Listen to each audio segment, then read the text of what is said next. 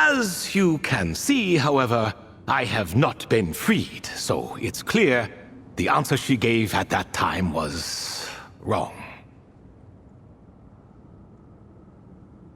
But, alas, 3 people were chosen and 3 questions were asked. So now all I can do is wait. Wait until her wisdom is in line with the rules set forth by my king. Until she has found the true answer to that question. No wonder there was no third stone slab then. Or perhaps you're just not ready to include her in the story. Though, that might be a generous interpretation. Well, it's not merely because her story remains unfinished.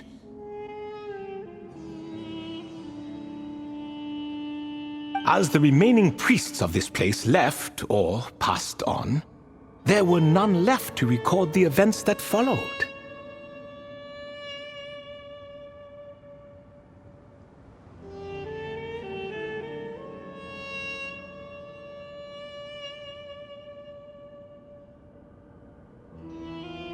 Besides, stone slabs are few and far between in the Great Red Sands. In the sprawling desert, very few things or people even manage to leave a trace.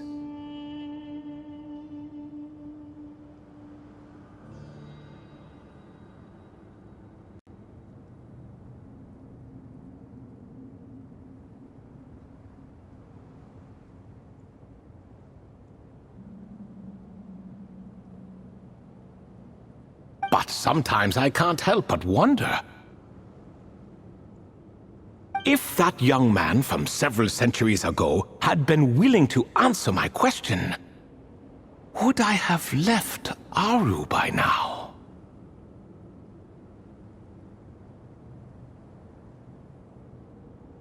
Wait, so there was someone else? Of course, it has been thousands of years after all. All sorts of people have stumbled upon this place. But I only chose the special ones. That young man had such a singular intelligence, though his companion, by contrast, was rather average. The author of those notes we found? The student named Zondik?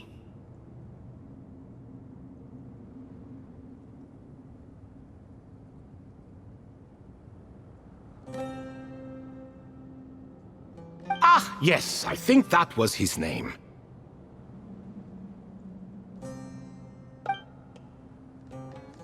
In truth, I was unsure whether I should grant him my 3rd remaining gift.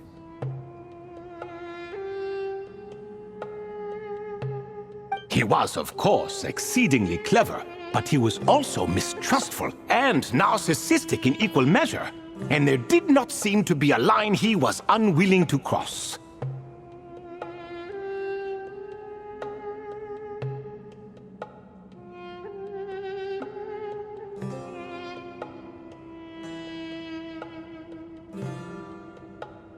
Too much power could be dangerous in the hands of someone like him, so I found myself rather relieved when he declined my gift. Oh, he turned you down? Did he give a reason? Yes. He said he didn't need it.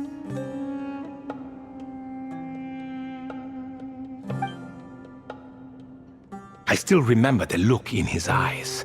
Nothing stood out per se, and still I could sense contempt and disdain radiating from his gaze.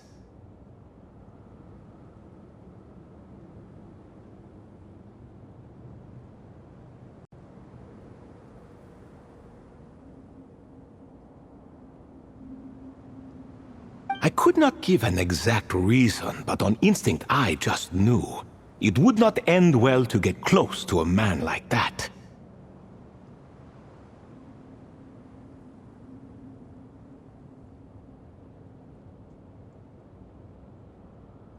So, I tricked him.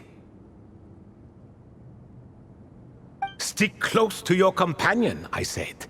Only the descendants of Tulatula can come and go as they please. Leave him behind, and there is no escape for you.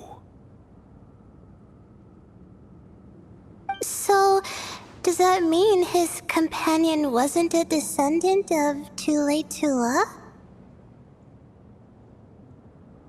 Oh no, that part was true. The lie was in the other half. Anyone can enter or exit this place. There are no restrictions. I saw that his companion was exhausted and was concerned Zandik might leave him behind, or worse, that some other accident might befall him.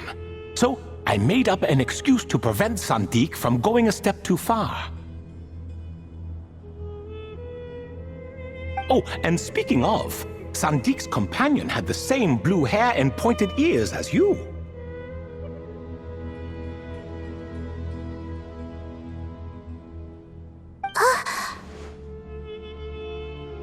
Wait, does that mean Layla's also a descendant of Tulatula?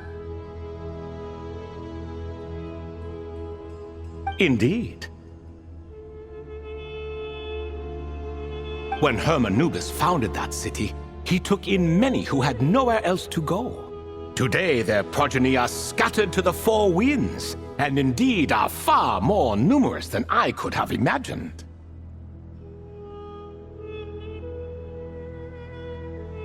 So the person you protected could have been my ancestor.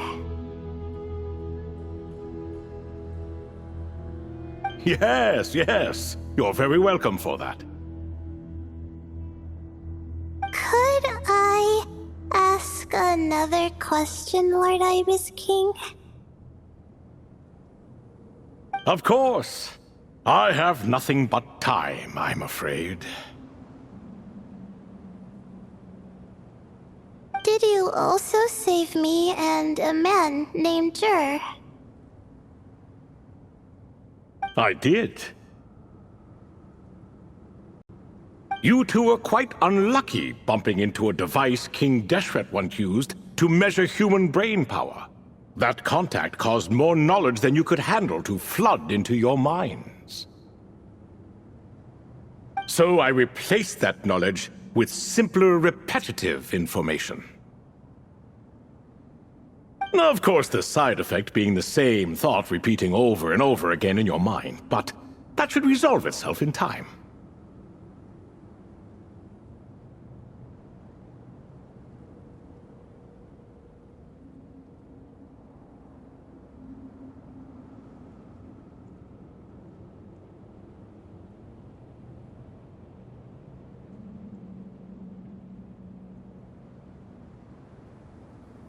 How many moons are there in the sky?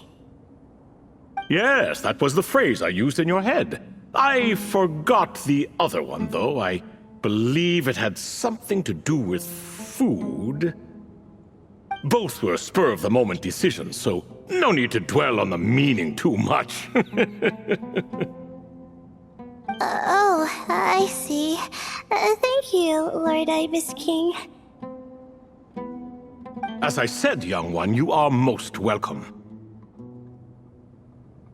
If you're inclined to return the favor, perhaps you could turn off that device so no one else can trigger it?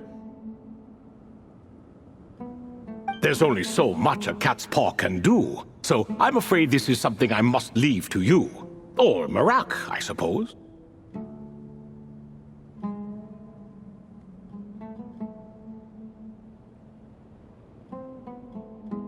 Oh, splendid! Another one bites the dust.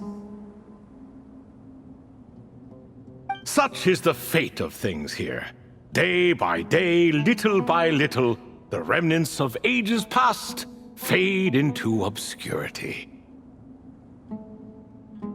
For that reason, the gifts of bygone eras, be they tied to your blood or technological in nature, are not to be revered. They are tools, nothing more.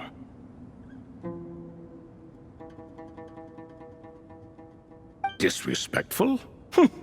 I simply make the most of what I have. Besides, our king has been gone all these years. What good does it do to revere him now? Oh, are you talking to the Goat King again? No, Croco this time.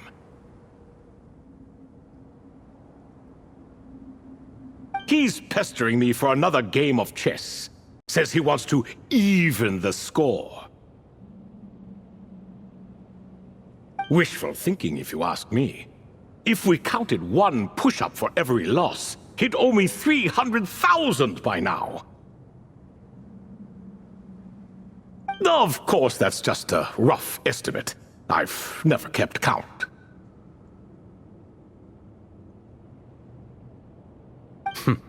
It appears that's something you like. Being someone unable to be defeated.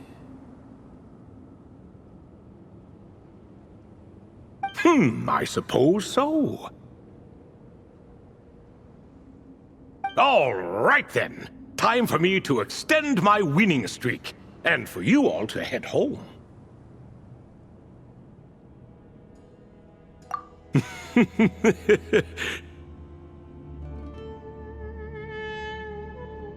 In truth, deep down, I know even the answers to those 3 questions will not change my fate.